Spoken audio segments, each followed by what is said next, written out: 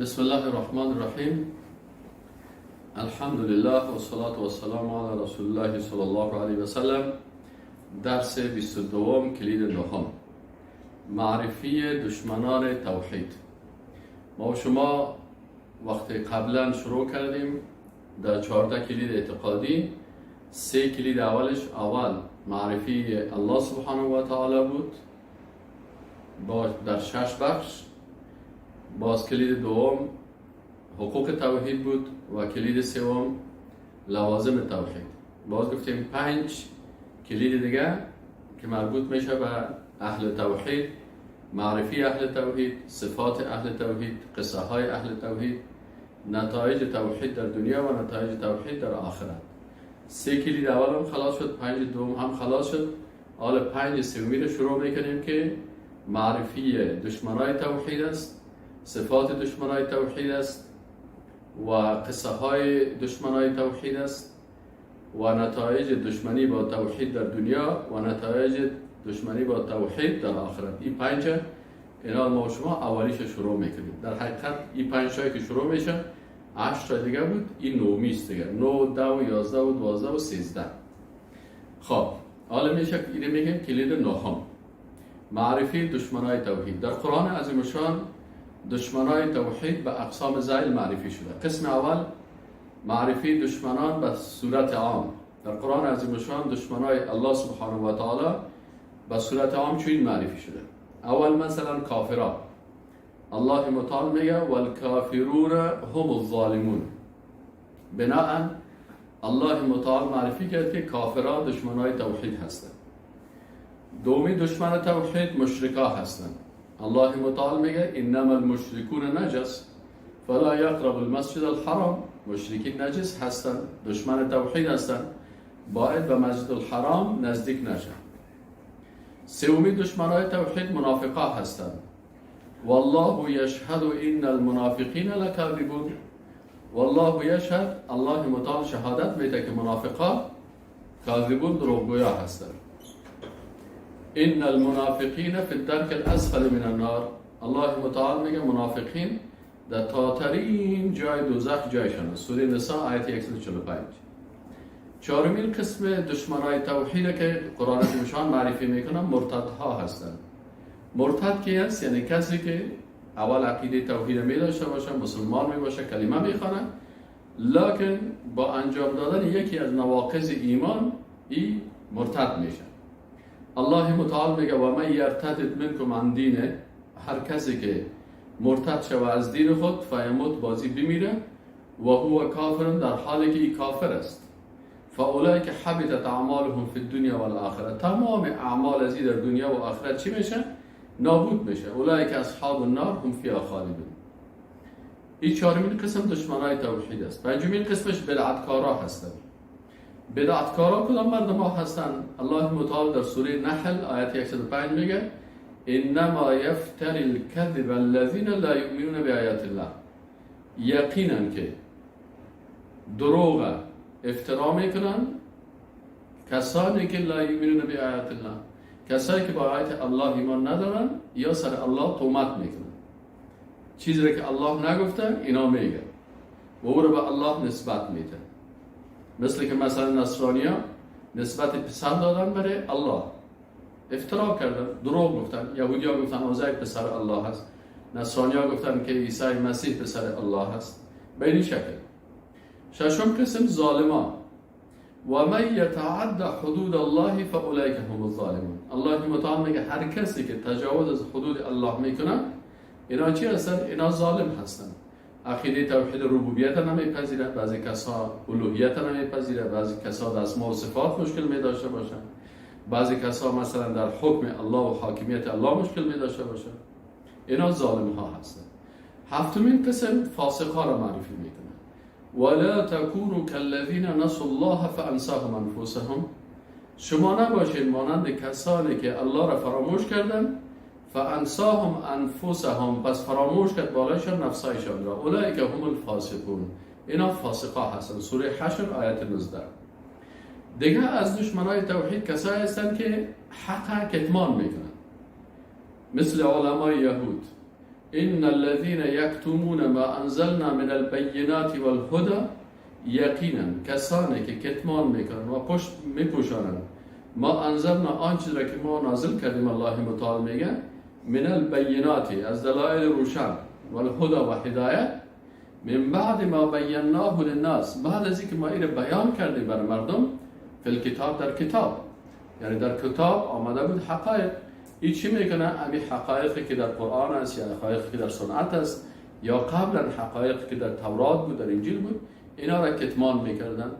اولئک، همین گروه مردم، یلعنهم الله و یلعنهم اللاعنون، الله اینا را لعنت میکنه، یعنی از رحمت خود میرانه و اینا را لعنت کننده ها لعنت میکنن. سوره بقره آیت 159. این بسیار سخت است که یک نفر خدا مؤمن بگیره و باز آیات الله را چی کنه؟ کتمان بکنه و احکام دین کتمان بکنه. نومی چیزش تکذیب کننده ها هستند. والذین کذبوا بآیاتنا واستکبروا عنها، والذین، و کسانی که کذبوا تکذیب کردن به آیات ما، واستکبروا و تکبر کردن عنها از آن، اولئک اصحاب النار، اینا اصحاب آتش هستند. هم فیها خالدون، یا برای همیشه در آتش دوزخ می باشند. سوره اعراف آیت 36. کسانی که تکذیب میکنن قرآن، تکذیب میکنن سنت، تکذیب میکنن، یعنی دروغ میپندارن. دهمیش حاکمان تطبیق کننده قوانین ضد شریعت، اینا هم دشمنای توحید هستند. وقتی که به حکومت رسید و حکم میکرد، باز اینجا به عوض شریعت الله قوانین ساخت بشر تطبیق میکنن. الله متعال میگه و من لم یحکم بما انزل الله، و هر کسی که مطابق ما انزل الله حکم نکنه، فاولئک هم الکافرون، اینا کافر هستند. در بعضی جای گفته که ظالم هستند، در بعضی جای گفته فاسق هستند. 11 یهودیا هستند. الله متعال میگه لتجدن اشد الناس عداوة للذین آمنوا اليهود والذین اشركوا، شما میابین اشد الناس عداوة، سختترین مردم که دشمنی بسیار زیاد دارن به همراه مؤمنان کی هستن؟ یهودیا هستن و کسایی که اینا شرک دارن. اگر شما یهودیا و مشرکین ببینید، بسیاری بود پرستا و قبر پرستا بسیار سخت دشمنی با موحدین دارن و همچنان یهودیا بسیار سخت دشمنی با اهل توحید دارن. 12 کسانی که شیطان را دوست خود گرفتن، یا هم دشمنای توحید هستن.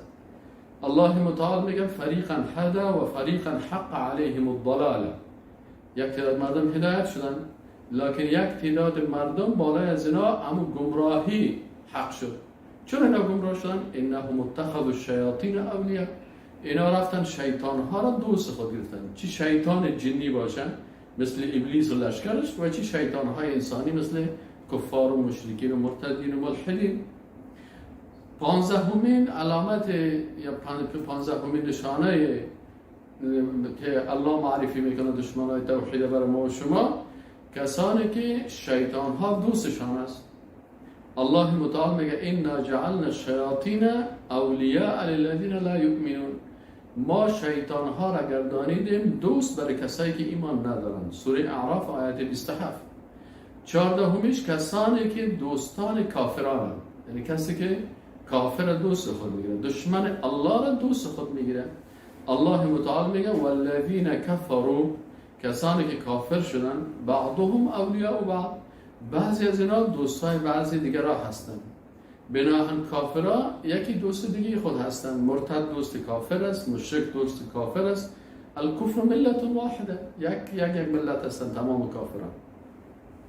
15مین دشمن الله کسانی که طاغوت دوستانشان است.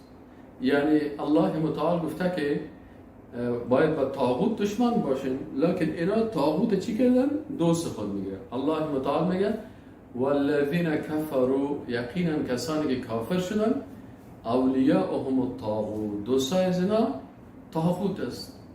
طاغوت چی میشه؟ یا کسی که عبادت میشه بعد عوض الله و از عبادت شدن راضی میباشه، مردم در پایش خدا میپرده و سجده میکنه، قرار شیشته خدا چوب گرفته. این هم یک طاغوت است. یا طاغوت مطبوع هست که متابعت میشه، حلال الله را حرام میکنه، حرام الله را حلال میکنه و مردم از طاغوت متابعت میکنه. و قسم دیگهش مطاع هست، که ضد شریعت الله قانون میسازه و یا قانون ضد شریعت الله را میاره سر مردم تطبیق میکنه و مردم از این اطاعت میکنه. 16 کسانی که نسبت فرزند به الله سبحانه و تعالی میتن. یک تعداد کسایی هستن که اینا هم چی هستن؟ دشمنای توحید هستن. چرا دشمن توحید هستن؟ به خاطر ازی که در وحدانیت الله شک میکنن، شرک میارن. و قالت الیهود عزیر ابن الله، این یهودیان دشمن الله شدن. چرا؟ یک کسی به نام عزیر گفتن این پسر الله هست. و قالت النصارى المسیح ابن الله، نصاریا گفتن که مسیح عیسی مسیح پسر الله هست. الله متعال میگه ذلك قولهم بافواههم، این سخنایشان به زبانشان است. یدعون قول الذين كفروا، اینا تکرار میکنن و تعقیب میکنن سخنای از این کافران که قبل از اینا بود. قاتلهم الله، الله اینا رو میگه که هلاک شوند. انا یؤفکون، در هر جایی که یا به هر شکلی که اینا تهمت میکنن. دومین دشمن توحید کسانی که بر اهل ایمان تمسخر میکنن. زین للذین کفروا الحیات الدنیا، الله متعال میگه برای این کافران زندگی دنیا بسیار مزین شده. و یسخرون من الذین آمنوا، این کافران چی عادت دارن؟ سر مؤمنان مسخرگی میکنن. وقتی که دید یک نفر مؤمن است، معتقد است، عقیده خوب داره، سر از او با مسخرگی میکنن و سر از او نامای رنگ و رنگ میذارن. این حالی چی است؟ این دشمن توحید است. اگر دوست توحید میبود این کار نمیکرد. خب این بود قسم اول. قسم دوم، الله متعال دشمنای توحید با نام بیان کرده. بعضی از دشمنای توحید در قرآن عظیمشان نامش گرفته و برای ما معرفی کرده که بشناسیم. اولش کی بود؟ مثلا فرعون است. و اضل فرعون قومه و ما هدی، الله متعال میگه و گمراه نمود فرعون قوم خود را و هدایت نشد. یعنی خودشان هدایت نشده بود، گمراه بود، قوم خود هم چی کرد؟ گمراه ساخت. سوره طه آیت 79. دیگه از دشمنای الله هامان است. الله متعال میگه ان فرعون و هامان و جنودهما كانوا خاطئین. فرعون، هامان و لشکریانشان اینا خطاکار بودن. بنابراین تنها این نیست که مثلا یک نفر وقتی که فرعون و هامان دشمنای الله بودن، اینا کتازی عسکرشان مثل فرعون وارث، انجینیرشان مثل فرعون وارث، دکترشان مثل فرعون وارث، و هر کسی که این تایید میکنه و فرعون، پس این هم در حکم فرعون است، کسی که از این دفاع میکنه از این فرعون. ان فرعون و هامان و جنودهما كانوا خاطئین. فرعون و هامان و لشکریانشان چی بودن؟ خطاکار بودن. سوره قصص آیت 8 است. دیگه از دشمنای الله که نامش ذکر شده قارون است. و قارون و فرعون و هامان، الله متعال میگه سه دشمن است، سه سمبل ظلم بود. فرعون سیاست ظالمانه، و هامان وزیر ظالمانه، و قارون اقتصاد ظالمانه. ولقد جاءهم موسی بالبینات، اینا موسی علیه السلام برای این سه سمبل ظلم برای چی آورد؟ دلایل روشن آورد. فاستکبروا فی الارض، اینا تکبر کردن در زمین. و ما کانوا سابقین، اینا سبقت و پیشدستی نتانستن بگیرن. اینا این دشمنای الله که فرعون است و هامان است و شداد است و نمرود است، اینا هست. اینا نامهایشان مثلا اینجا ذکر شده. قسم سوم، معرفی دشمنان توحید با نزول آیات در موردشان. بعضی از دشمنان توحید است که نامش ذکر نشده، لیکن درباره از این آیات قرآن نازل شده و مردم میفهمیدن که اینمی آیات درباره فلانی شخص نازل شده. مثلا معرفی ابو جهل من حیث دشمن الله. ارائیت الذی ینها، آیا دیدی آن کسی را که نهی میکند و باز میدارد عبدا اذا صلى، وقتی که بنده الله نماز میخواند. این کار کی میکرد؟ ابو جهل میکرد. ای ابو جهل الله متعال معرفی کرد. دیگه از دشمنای الله که معرفی شده عقبه ابن ابی معیط بود و امیه ابن خلف بود. الله متعال میگه و یوم یعض الظالم علی یدیه، روزی که دندان بگیره این ظالم دستهای خود را. یقول یا لیتنی اتخذت مع الرسول سبیلا، کاش که یا الله من امرای پیغمبر امرای رسول الله صلی الله علیه و سلم را میگرفتم. یا ویلتا لیتنی لم اتخذ فلانا خلیلا، کاش ما فلان شخص دوست خود نمیگرفتم. لقد اضلنی عن الذکر، یقینا که مرا از حکم الله، از کتاب الله، از این چی کرد ایمانه شد. بعد از جعلی بازی کرد و کان الشیطان للانسان خذولا، و شیطان که است برای انسان بسیار ذلیل کننده هست. خب علامه طبری بیان می‌دهد که این آیات در مورد عقبه ابن ابی معیط و دوست شمیه ابن خلف نازل شده بود. این دو دشمن الله، دو دشمن توحید درباره از اینا این آیات نازل شده بود. سوم معرفی ولید ابن مغیره من حیث دشمنان الله. ولید ابن مغیره یکی از دشمنان الله بود. الله متعال میگه ذرنی و من خلقت وحیدا و جعلت له مالا ممدودا و بنین شهودا و مهدت له تمهیدا. اینجا علامه طبری بیان میکنه که آیات در مورد ولید ابن مغیره مخزومی نازل شدن. و در آیت قرآن که میگه ولا تطع كل حلاف مهین، و اطاعت نکو از بسیار انسانهای حلاف که بسیار قسم میخورن، حماز مشاء بنمیم. مقاتل رحمه الله در تفسیرش میگه که منظور ولید ابن مغیره مخزومی بود. ولید ابن مغیره مخزومی که تاجر ضعیف القلب بود، به رسول الله صلی الله علیه و آله پیشنهاد کرد که از دینت بگذر ببرت مال میتون. دیگه معرفی اخنس ابن شریق الثقفی و من الناس ما یعجبک قوله فی الحیات الدنیا. بعضی از مردم ها هستن که سخنانش خوشت میاد در زندگی دنیا. و یشهد الله علی ما فی قلبه، و الله را شاهد میگیره در آنچه که در قلبش است. و هو علد الخصام، این بسیار سخت خصومت کننده هست. این شخص کی بوده؟ این اینمی اخنس ابن شریق بود. خب علامه ابن کثیر رحمه الله میگه که این آیه در مورد کی نازل شده؟ در مورد اخنس ابن شریق ثقفی نازل شده بود. دیگه مثلا معرفی ابو لهب و همسرش ام جمیل. تبت ید ابی لهب و تب، الله متعال میگه هلاک باشد دستای ابی لهب و تب، و خود ابو لهب. اینجا منظور از دستایش هلاک باشد چی معنی؟ یعنی هلاک شود ابو لهب و تب و هلاک هم شد. ما اغنى عنه ماله و ما کسب، فایده نکرد از مالش و آنچه کسب کرده بود. سیصلی نارا ذات لهب، این داخل میشه، زود است که داخل شود در آتش بسیار ذات شعله. و امرأته، و همچنان خانم ازی که پیروی از این شوهر کافر بیدین خود میکرد. حمالت الحطب، که این ازما را جمع میکرد. فی جیدها حبل من مسد، در بلونش یک رسمان هست از اون چیز خرما. بنابراین این هم معرفی شد. قسم چهارم معرفی بعضی اقوام که دشمنای الله بودند. در قرآن از ایشان بیان میکنه که بعضی اقوام مکمل قوم یا دشمن الله بودند. مثل کی؟ مثلا قوم نوح علیه السلام. و این یکذبوک فقد کذبت قبلهم قوم نوح و عاد و ثمود. این سه قوم نوح علیه السلام و قوم عاد و ثمودیان، عادیان و ثمودیان و قوم نوح علیه السلام. اینا کی بودن؟ یا بسته قوم دشمن الله بودن، کلشان مکمل دشمن توحید. قوم ابراهیم علیه السلام و قوم لوط علیه السلام و قوم ابراهیم و قوم لوط، سوره حج آیت 43. اصحاب مدین و اصحاب مدین و کذب موسی. دیگه قوم ثمود خو گفتیم کذبت ثمود المرسلین.